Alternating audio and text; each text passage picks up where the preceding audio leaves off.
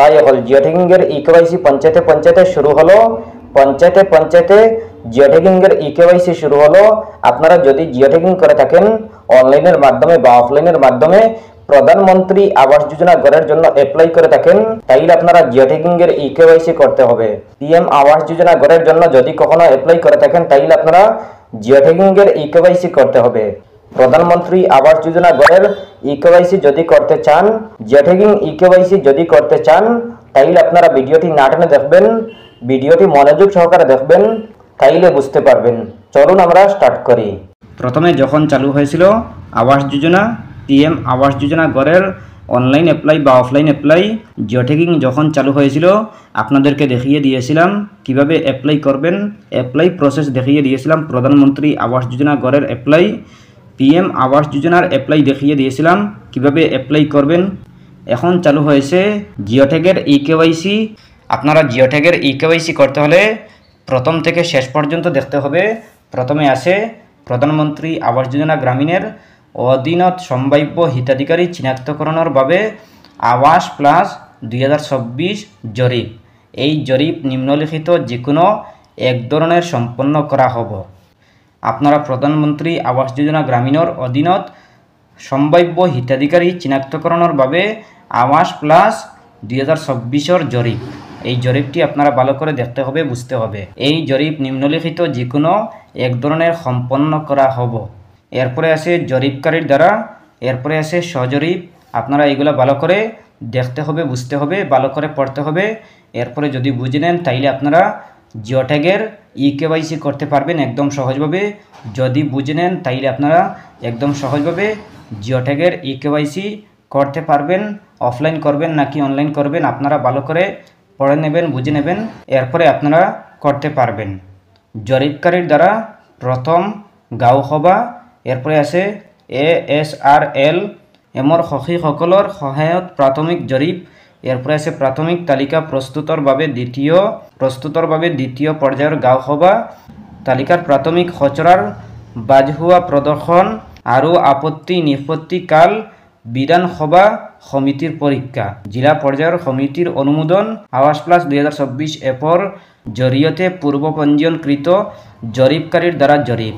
এরপরে আছে সহজরিপ, পরিয়ালের যে কোনো সদস্যই এই জরিপ করিব পারিব।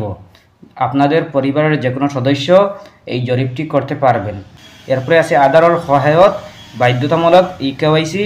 আপনারা ইকেওয়াইসি করতে পারবেন আধারের মাধ্যমে, আধার কার্ডের মাধ্যমে আপনারা ইকেওয়াইসি করতে পারবেন। এরপরে আছে প্রয়োজনীয় নথিপত্র প্রদান, পরিয়ালের এজন সদস্যক সম্ভাব্য হিতাধিকারী হিসাবে চিনাক্ত। আপনারা এগুলা ভালো করে বুঝতে হবে প্রথমে, এরপরে আপনারা ইকেওয়াইসি করবেন। কিভাবে করবেন সব কিছু দেওয়া আছে। জরিপকারীর দ্বারা সজরিপ, এইগুলা ভালো করে বুঝতে হবে, এরপরে আপনারা ইকেওয়াইসি করতে পারবেন। প্রথম গাঁও সভা ASMLর শ্রমিকসকলৰ সহায়ত প্রাথমিক জরিপ, এইগুলা ভালো করে বুঝতে হবে। এরপরে আছে চূড়ান্ত পর্যায়, তৃতীয় গাঁও সভা, আপত্তি নিষ্পত্তি কাল, চূড়ান্ত তালিকা প্রকাশ, আবাস প্লাস 2026। আপনারা এই 2026 আবাস প্লাসে যারা জিও ট্যাগ করেছিলেন আপনাদের এই জিও ট্যাগটি আপনারা ইকেওয়াইসি করতে হবে। যারা অফলাইনের মাধ্যমে করেছিলেন আপনারাও ইকেওয়াইসি করতে হবে। ইকেওয়াইসি করতে হলে আপনারা ভালো করে বুঝতে হবে, এরপরে আপনারা ইকেওয়াইসি করতে পারবেন। আপনারা ইকেওয়াইসি করতে হলে আপনারা গাঁও পঞ্চায়েতে গিয়ে আপনারা ইকেওয়াইসি করতে পারবেন। ইকেওয়াইসি করতে হলে আপনারা গাঁও পঞ্চায়েত থেকেও করতে পারবেন অফলাইনের মাধ্যমে, আর অনলাইনের মাধ্যমেও ইকেওয়াইসি করতে পারবেন। পিএম আবাস যোজনার ইকেওয়াইসি শুরু হলো। আপনারা যদি ইকেওয়াইসি করতে চান তাইলে আপনারা অনলাইনের মাধ্যমেও করতে পারবেন, অফলাইনের মাধ্যমেও করতে পারবেন। আবাস যোজনার ইকেওয়াইসি এখন করা জরুরি। যারা জিও ট্যাগ করেছিলেন, যারা অ্যাপ্লাই করেছিলেন আপনারা ইকেওয়াইসি করতে হবে। অনলাইনের মাধ্যমে বা অফলাইনের মাধ্যমে আপনারা করতে পারবেন। যদি করে নেন তাইলে আপনারা আবাস যোজনার গড় লাভ করতে পারবেন। যারা এখনও পর্যন্ত আবাস যোজনা অ্যাপ্লাই করেননি, লাভ করেননি, আপনারা অনলাইনের মাধ্যমে করতে পারবেন বা অফলাইনের মাধ্যমে আবাস যোজনার গড় অ্যাপ্লাই করতে পারবেন। আবাস যোজনার গড় অ্যাপ্লাই করতে হলে ভিডিওর ডিসক্রিপশন চেক করে নেবেন।